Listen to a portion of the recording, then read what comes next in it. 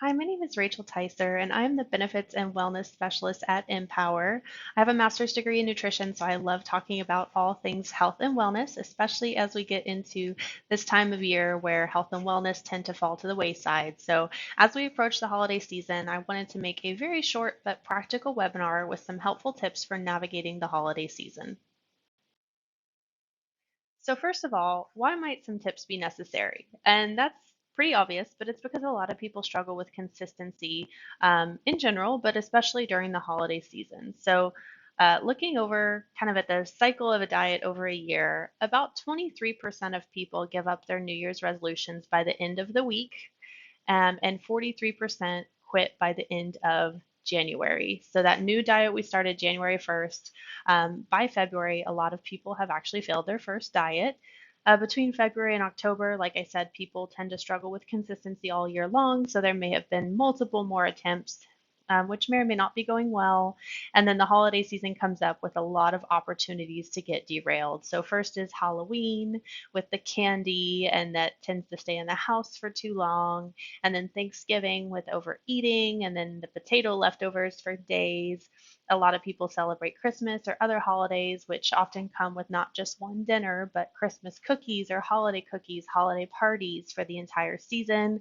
And then the last week of December is what I call the abyss, where nothing productive happens. And then you kind of make plans to start over again January 1st. And so I know that this is an exaggeration, but this is typically, kind of what a lot of people experience, or what it feels like at least. And what this really is an enemy of consistency. And so it's hard to quantify this any other way than looking at weight. But it is commonly asserted that the average American gains 5 pounds or more over the holiday period between Thanksgiving and New Year's Day, but there's not really a lot of data to support that statement. So, average holiday weight gain is actually 0.81 pounds, which is far less than commonly asserted. But what happens if this weight gain is not reversed during the spring or summer months? So the net weight gain per year is about 1.05 pounds, which is not super significant, but you could see how this could add up: 10 pounds per decade, 20 pounds over 20 years, etc. And so what's really useful in this data is that we see that, again, using weight gain as a proxy for consistency, which it may or may not be, but we see that the holidays tends to be a really difficult time for people to stick with a healthy routine, with most of that annual weight gain coming during the holiday season. But really, this is not about maintaining or losing weight. It's about maintaining momentum. So, what we want to do is we want to choose to create healthy habits at any time of year and be able to maintain them consistently year round. So, how do we navigate the holidays in a successful way? I've got a lot of tips for you today. So, it's going to be hard to take specific action during the holidays if you don't know what your goals are. So, maybe you're already on your way to achieving a goal that you set a while ago, and that's great. So, if that's the case, then maybe maintaining those habits, or making continuing to make that progress would be a great goal. Maybe you haven't been eating well and you're looking to clean up your lifestyle a little bit and start some new habits, and that's fine too. A lot of people say the holidays is not a good time to start something new, but you absolutely can start eating healthy around the holidays if you want to. If you haven't been eating well or exercising, I say go ahead and start. The last thing you want to do is push it off, because it will be hard. If it's going to be too hard to start, so you push it off, and then you have that last supper mentality where you eat anything and everything before January 1st, and you actually move, you're not starting at ground zero, you're actually moving backwards, and then kind of starting from worse off than you were around October on January 1st when you do start. So, if you're catching this ahead of time before the holidays hit, start implementing some healthy habits now. When faced with challenges, it is easier to maintain than it is to start, but again, it's not impossible to start. So take some time, even pause the video, set specific goals, figure out what it is that you're trying to do this holiday season. Are you trying to start new habits, maintain habits, lose weight, maintain weight, continue to feel good? Maybe your goals have nothing to do with anything physical. Maybe you're just looking to maintain that consistency that you've had in the gym, or you're looking to start going to the gym 3 days a week. Whatever it is, make sure you get very specific on those goals. And so this leads into a really important point about all or nothing mindsets. And I kind of briefly mentioned this when I said, not the mindset of not starting because it's too hard during the holiday season and then just saying, well, I'll start again January 1st and letting it completely derail you. And this is where a lot of people derail. Not just with not starting, but they plan to not even have one bite of a cookie. And if they do have a bite of a cookie, they feel like, forget it, I've already lost the game, might as well eat whatever I want. And that's where things go south. So, this also happens with exercise. They might set really high goals to work out 4, 5, 6 days a week. And when that doesn't happen, they say, forget it, I'll start again Monday, or sometimes I'll start again first of the year. Um, and then it becomes a free for all that instead of just getting what they can or exercising as much as they can, they end up exercising 0 times per week until January 1st when they try to completely overhaul their habits and hit it really hard. And so that's what we really want to avoid. So, one thing you can do is try to adopt a something is better than nothing mindset. So, even if you don't make your 4 workouts that week because you have holiday events planned, you get sick, you have a lot of things going on, you're better off doing 3 workouts than you are doing none. And then this still applies to some sort of healthy eating, right? A little bit of healthy eating is better than just throwing it all out the window. Yes, you had a cookie at a party where you didn't plan to have a cookie, but are you better off having one cookie, or are you better off saying, oh, forget it, and then just eating everything in sight until you feel terrible? So, again, something is better than nothing. And so, a great way to maintain consistency during the holiday season is to really focus on that exercise too. I know we tend to focus a lot on food and eating, and specifically like not eating sugar, but really focusing on the exercise can be really helpful because we talk about the holiday season as a whole, but really it's a few days, it's a few events, and so it's not a valid excuse to not maintain an exercise routine. It may make it hard to exercise 7 days a week, but that's not really a realistic goal, anyways, for most people. So for most of us, aiming for 3 to 4 days a week, that is still completely doable. And the benefits here are twofold. So you'll get your exercise in, of course, which is in itself a healthy habit and will help you feel more like you're in a routine, sticking to a routine. And number two, you're going to probably want to eat healthier because exercise puts you in the mindset to eat healthier both before and after a workout. I won't say everyone, but it's less likely that you're going to say, "Hey, I really want fried chicken after I just put in exercise at the gym. I just put in work." You're probably going to be craving more something lighter like a salad.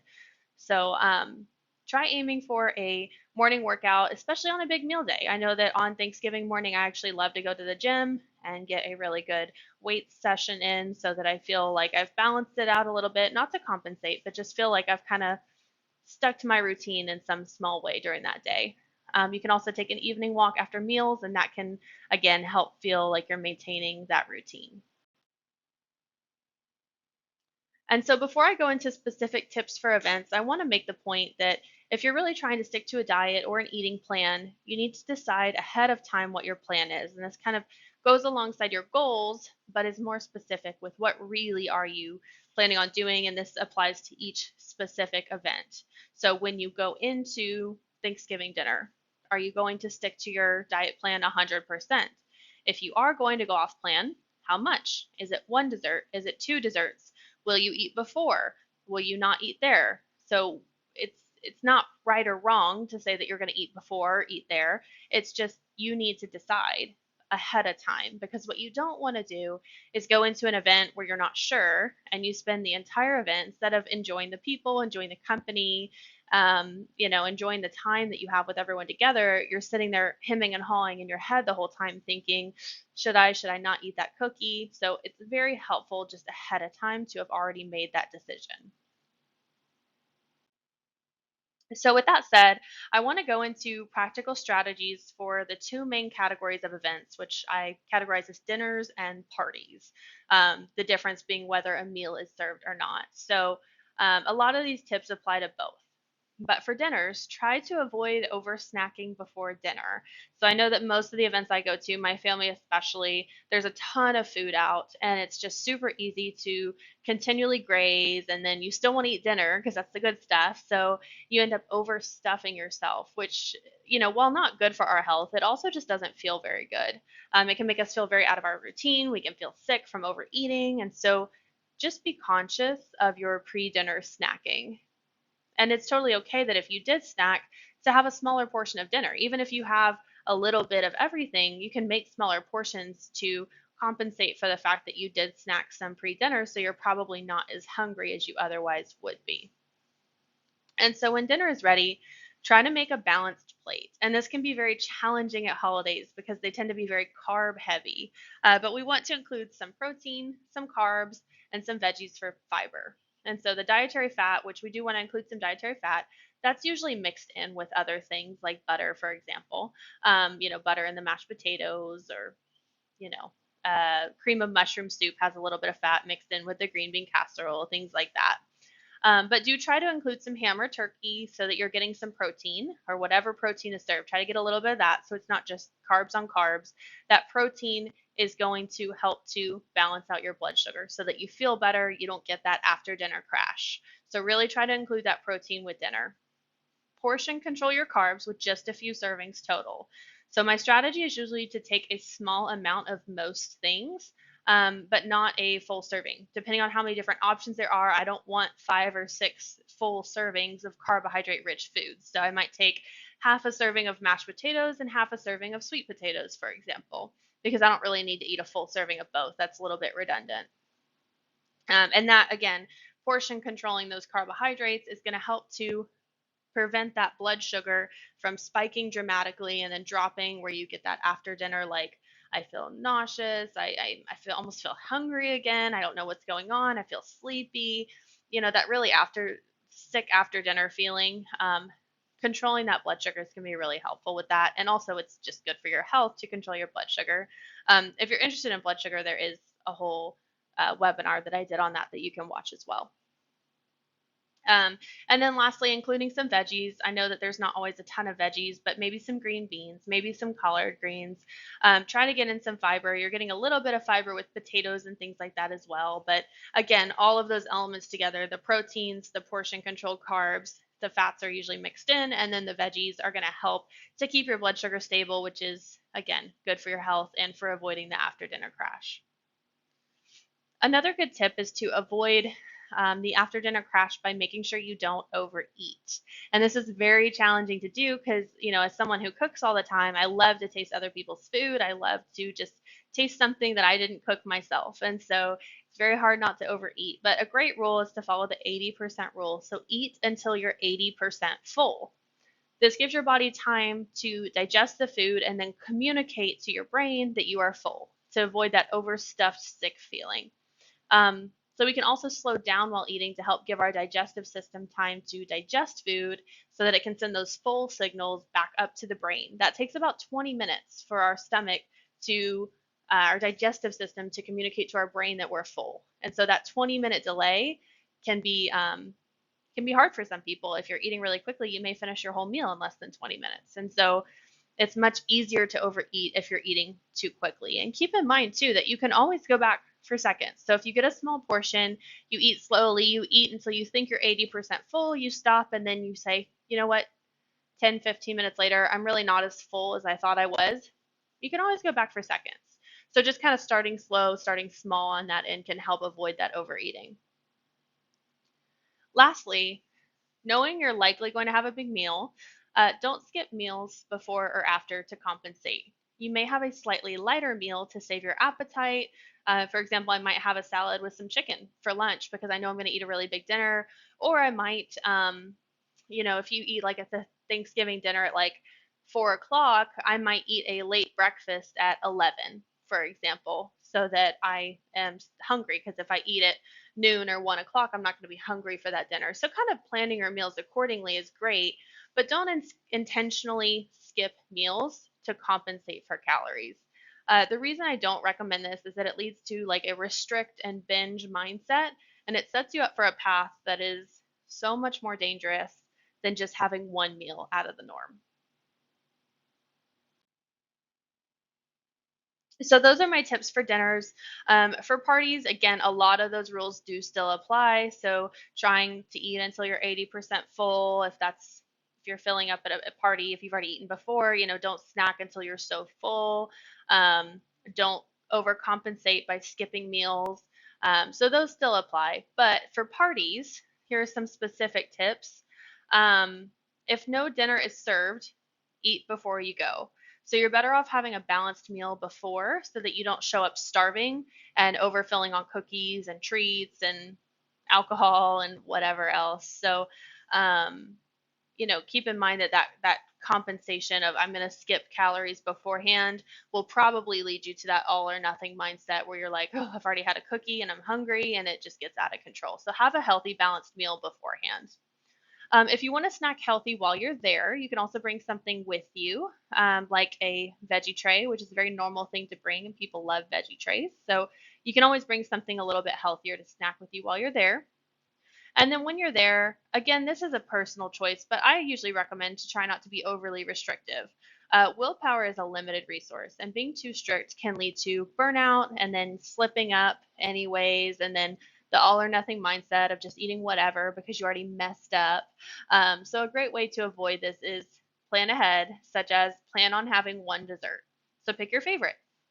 For example, I don't care much for sugar cookies. I think they're pretty, but I don't think they taste very good. So if I go in with no plan, I'll probably graze on all the sugar cookies without thinking much about it. But instead, if I make a plan, I will forego the sugar cookies because I don't love them anyways, and then have one dessert, maybe like pecan pie because it's one of my favorites. And then I can enjoy the pie and move on without feeling sick because at the end of the day, I had a balanced meal beforehand. I went, I had one slice of pie, had a great time, and moved on. So another tip is for alcohol, and this applies to dinners too, of course. But my goal is always to keep the alcohol in moderation. That's my recommendation. So not only is alcohol not the healthiest thing in itself, but it's always also going to make it much harder to stick to any kind of plan because your inhibitions are lowered. So you may be able to say no to all of the things that are off your plan that you don't want to eat. When you're not drinking alcohol, suddenly you have a few glasses of wine and it's like, well, forget it, live a little, and you're not going to feel great about that the next day. Again, it's not the end of the world, but you're not going to feel great about that. So try to keep the alcohol in moderation. Alcohol can also throw off your blood sugar and leave you craving sweets, which can be a dangerous place to be in when you're surrounded by sweets. Lastly, a good mindset tip for both dinners and parties is to focus on the people, not the food. Yes, enjoy some of the food, but really, again, we shouldn't be thinking about food the entire time we're at an event just because food is there. That's not a very healthy relationship with food. And so the highlight of the party should be who you talked to, who you haven't seen in a while, who you got to catch up with, and oh my gosh, their kids have grown. And, that should be the highlight of the party, not thinking about food, not obsessing over food, and not thinking about should I, shouldn't I. We really want to focus on having a good time while we're there without respect to the food. So I hope these tips have been helpful, but my last tip here is don't forget to enjoy your holidays. Again, focus on the people, focus on the events. Stress isn't good for your health either. So do your best to maintain your habits, make a plan ahead of time, figure out how you want to pursue those goals, how you want to maintain your habits, but don't beat yourself up over one day because each holiday really is only one day. Don't let the season get you in a whirlwind. Look at each event as a separate, distinct event.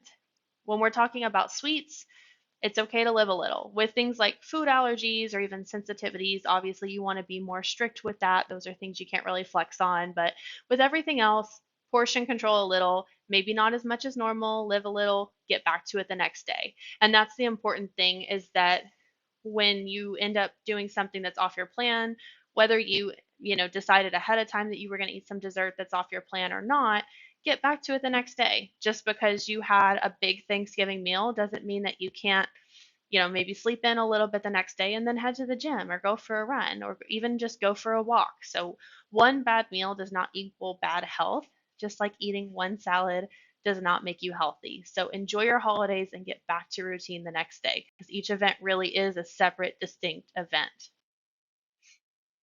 So that's all my tips for today. I hope that you heard something today that was helpful for you. I always want to encourage you guys to reach out to me if you have any questions or comments, or if you feel like you just need a little encouragement. My email address is up here, so feel free to reach out to me. And I hope you guys have a great day. Take care.